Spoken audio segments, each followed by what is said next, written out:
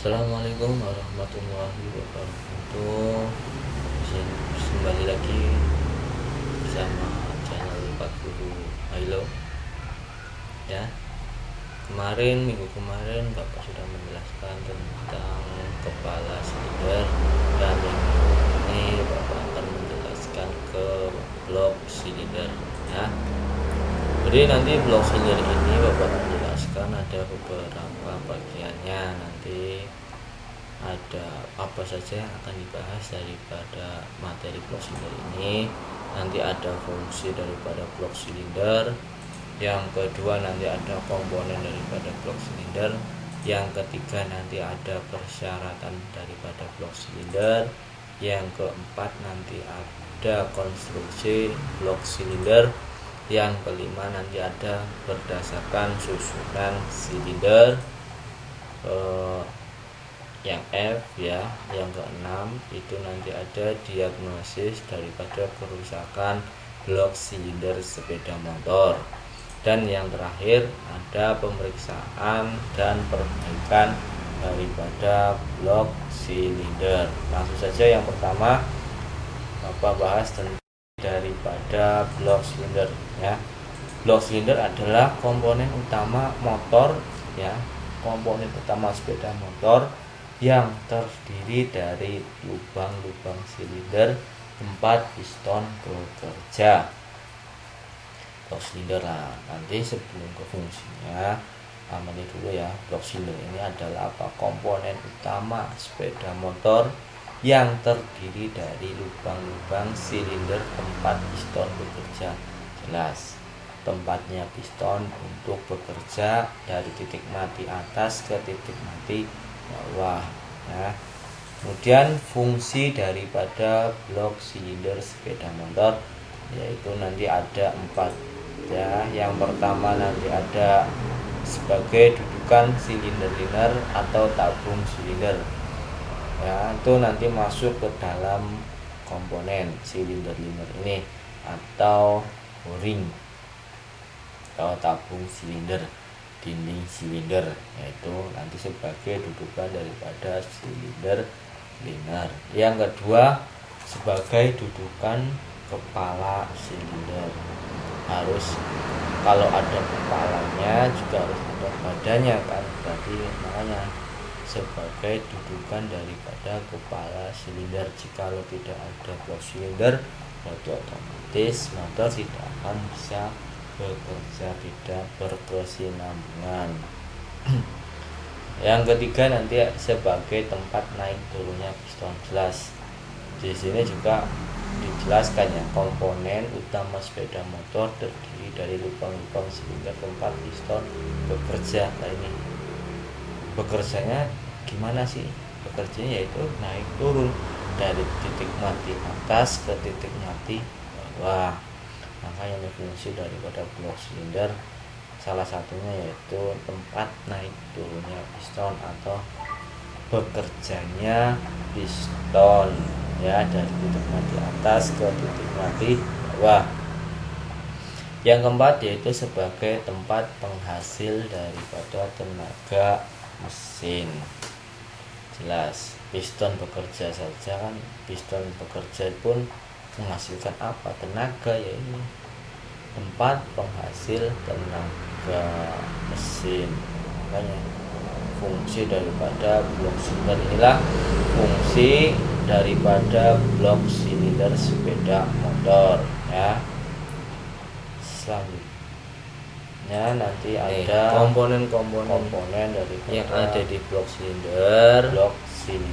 Di antara yang lain adalah sebagai berikut. Jelas, piston ya, ini ada piston. Nah, piston berfungsi sebagai apa?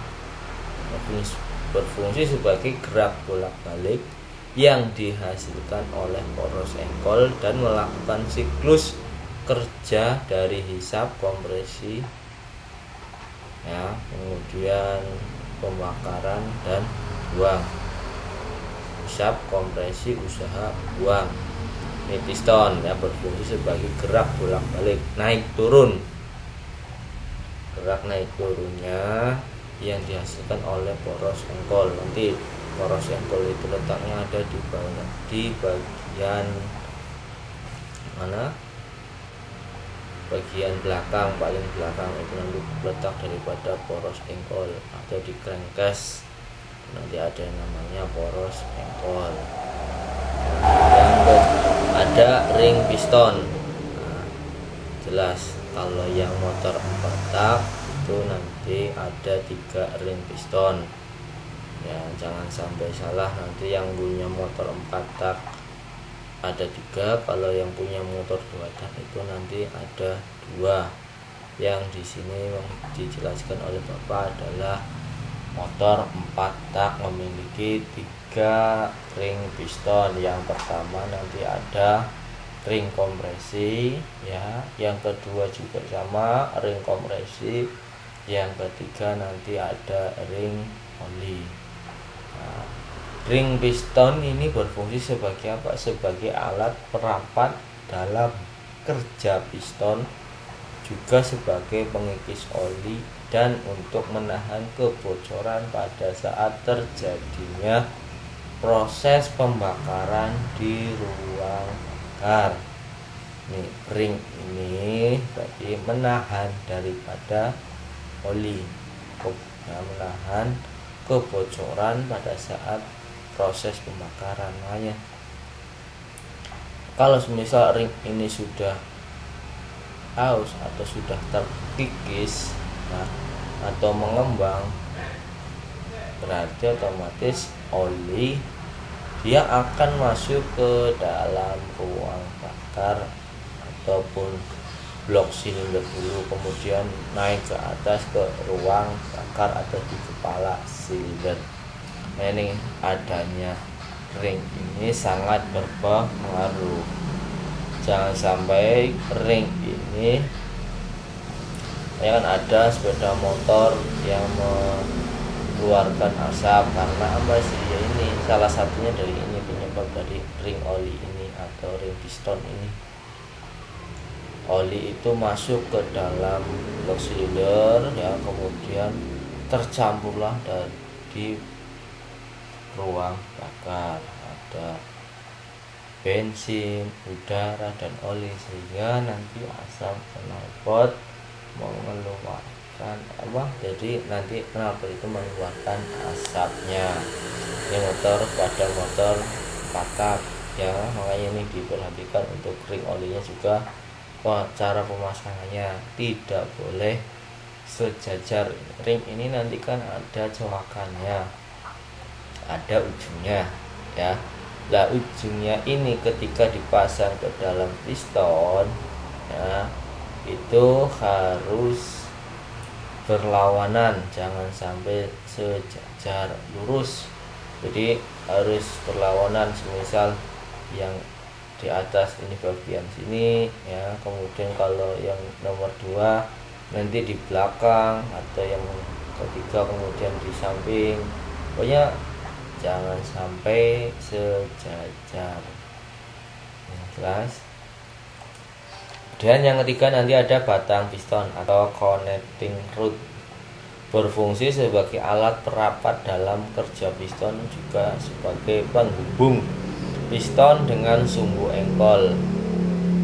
Ini yang dinamakan batang korak, batang torak, atau batang piston ya, atau batang atau connecting rod ini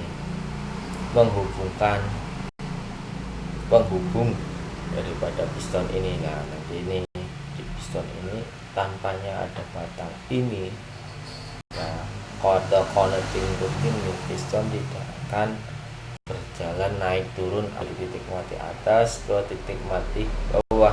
Makanya di sini kan disebutkan sebagai penghubung piston dengan sumbu engkol atau crankshaft. Sini nanti ada crankshaft atau poros engkol, di atas ini nanti ada pistonnya ya, kan berputar ini.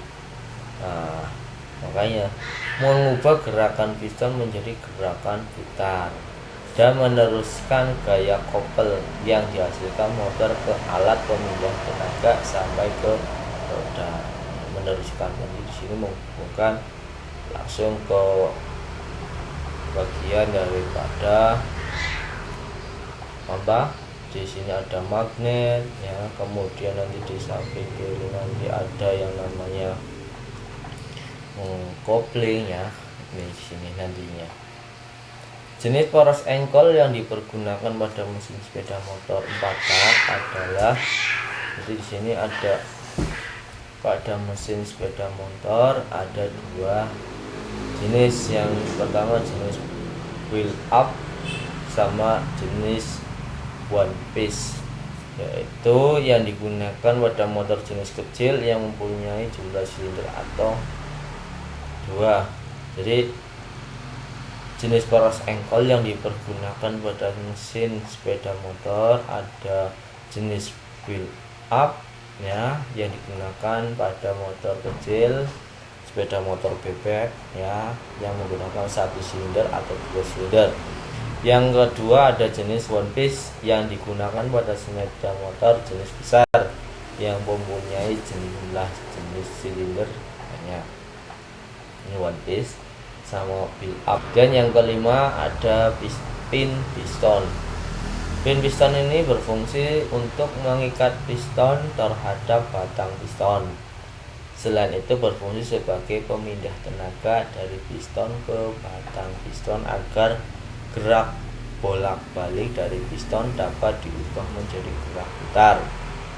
Nah ini pin pistonnya ini sebagai dudukan daripada tadi piston ya, untuk mengikat piston terhadap batang piston ini menghubungkan. Jadi bukan hanya pistonnya saja, tapi harus adanya pin piston tersebut. Jikalau tidak ada pin piston ini, maka tidak bisa gerak bolak-balik ya, jadi tidak adanya tenaga atau jadi apa ya, sebagai tenaga dari piston ke batang piston. Ini kalau tidak adanya ini, jadi otomatis tidak bergerak piston tersebut ya. Kemudian yang keenam nanti ada liner atau boring. Nah, tadi sebagai kan fungsi, kembali lagi pada fungsinya blok silinder sebagai liner kan, liner. Nah, ini boringnya ini.